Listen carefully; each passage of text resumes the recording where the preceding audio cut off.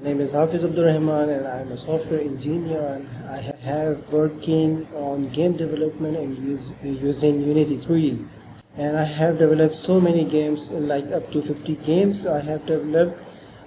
The platform was Android and iOS. And right after that I have developed games in WebGL and also for the PC games. In 2018 I have started working on Oculus, and I have developed the zoo game in virtual reality.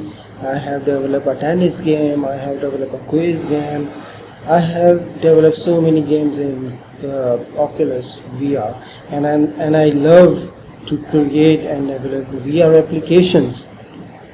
So I also have an Oculus Quest device I have with me to test my clients' applications and to create them.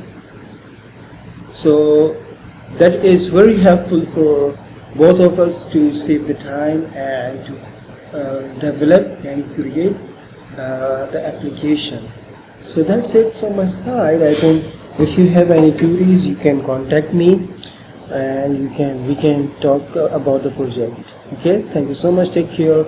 I hope you are doing well. Waiting for your response. Thank you so much. Bye.